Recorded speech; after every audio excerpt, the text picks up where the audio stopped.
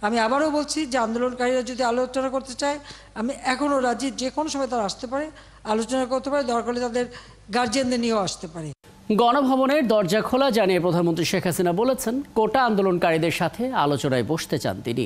সকালে গণভবনে পেশাজীবী সমন্বয় পরিষদের কেন্দ্রীয় নেতাদের সাথে এক বৈঠকে এসব কথা বলেন প্রধানমন্ত্রী। এ সময় শেখ হাসিনা আরও বলেন, দেশে আর কোনো সংঘাত চান না তিনি। শিক্ষার্থীদের দাবি নিয়ে তাদের সাথে কথা বলতে চান, তাদের কথা শুনতে চান।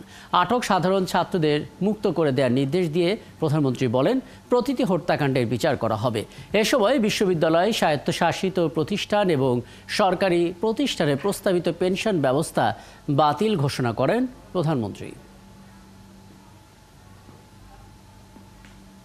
যদি এখনো আসতে চাই, কথা বলতে চাই, আমি তাদের সাথে কথা বলতে চাই, তাদের কথা শুনতে চাই, তাদের দাবি কি কি বাকি আছে আমি এটা শুনতে চাই, এবং যেটা আমাদের সাধ্যমতো সেটা আমি পূরণ করতে চাই।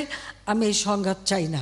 যেটা দেশবাসীরও জানা উচিত যে আমি কখনোই আমার দরজা বন্ধ করিনি। গণভবনের দরজা খোলা। যখনই এই আন্দোলনকারীরা কথা বলতে চায়, আলোচনা করে সমাধান করতে চায়, আমি তাদের সাথে নিজেই বসতে রাজি। আমি আবারও বলছি যে আন্দোলনকারীরা যদি আলোচনা করতে চায়, আমি এখনও রাজি, যে কোনো সময় তারা আসতে পারে, আলোচনা করতে পারে, দরকার হলে তাদের গার্জিয়ানদের নিয়েও আসতে পারে। প্রধানমন্ত্রীর এই উদ্যোগ কি পরিস্থিতি সামলাতে পারবে, আমরা জানার চেষ্টা করি। সহকর্মী শাহনাজ শারমিন আছেন আমাদের সঙ্গে। শাহনাজ শারমিন, আপনাকে আমন্ত্রণ জানাচ্ছি। এবং আমরা প্রধানমন্ত্রীর বক্তব্যের খানিকটা শুনছিলাম। পেশাজীবীদের সঙ্গে বৈঠক হলো এবং শিক্ষার্থীদের আন্দোলনের প্রসঙ্গও সেখানে চলে এলো এবং প্রধানমন্ত্রীর বক্তব্যের খানিকটা আমরা শুনলাম। একটু জানাবেন আসলে প্রধানমন্ত্রী আর কি বলেছেন সেখানে? বেসরকারি গণমাধ্যম ভিতরে গিয়ে কভার করতে পারেনি, কিন্তু আমরা কথা বলেছি পেশাজীবী সমন্বয় পরিষদে যারা উপস্থিত ছিলেন দু একজনের সাথে। আজকের এই পেশাজীবী সমন্বয় পরিষদে অর্থনীতিবিদ, চিকিৎসক, সাংবাদিক ছাড়াও আসলে শিক্ষক এবং অন্যান্য পেশারও যারা আছে তাদের নেতৃবৃন্দ সব উপস্থিত ছিলেন। এখানে একটি বিষয় এবার বারবার উঠে এসেছে আলোচনায়, সেটি হচ্ছে যে সাম্প্রতিক যে পরিস্থিতি, সেই পরিস্থিতি আসলে এতখানি কিভাবে গড়ালো এবং সেখান থেকে আসলে উত্তরণের উপায় কী। প্রথমেই প্রধানমন্ত্রী বলেছেন তিনি কোনো সংঘাত চান না, শান্তি চান, এবং তিনি বারবার যেটি বলছিলেন যে তার দরজা খোলা আছে, তিনি চান এটি যাদের সাথে কথা বলছে তারা বলেছে যে এখনও আলোচনার পথ খোলা এবং একটি মাত্র সমাধান সম্ভব দুপক্ষ যদি আলোচনা করে, এটি প্রধানমন্ত্রীর আহ্বান। এবং তিনি বলেছেন গণভবনের দুয়ার তার খোলা আছে, চাইলেই যারা আন্দোলনের নেতৃত্ব দিচ্ছেন কোটা সংস্কার আন্দোলনের, সেই আন্দোলনের সমন্বয়কারীরা তাদের প্রয়োজনীয় অভিভাবককে নিয়েও আসতে পারেন প্রধানমন্ত্রীর সাথে সাক্ষাতের জন্য। তাদের কথা তিনি শুনবেন এবং যৌক্তিক দাবিগুলো মেনে নেবেন, এটি তিনি বারবার উল্লেখ করেছেন এবং বারবারই বলেছেন আমি আবারও বলছি।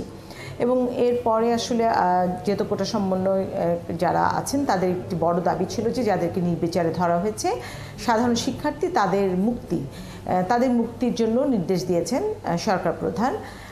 তারপরে ছিল যে প্রতিটি মৃত্যুর তদন্ত করে হত্যাকাণ্ড যে হত্যাগুলো হয়েছে সেই হত্যাকাণ্ডের বিচার তারও প্রতিশ্রুতি দিয়েছেন সরকার প্রধান, যে প্রতিটি হত্যাকাণ্ডেরই আসলে বিচার করা হবে এবং যেই করে থাকুক তাকে আইনের আওতায় এনে বিচারের মুখোমুখি করা হবে।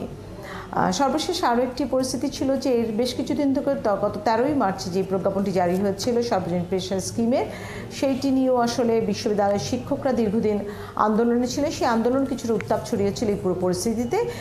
এই সব কিছু পরিপ্রেক্ষিতে সরকার প্রধান যেটি বলেন যে এই স্বায়ত্তশাসিত বিশ্ববিদ্যালয় এবং সরকার যে সর্বজনীন পেশার স্কিম আছে সেই স্কিমে বাধ্যতামূলক যুক্ত হবার যে বিষয়টি ছিল সেটি আসলে পুরোপুরি বাতিল করা হয়েছে।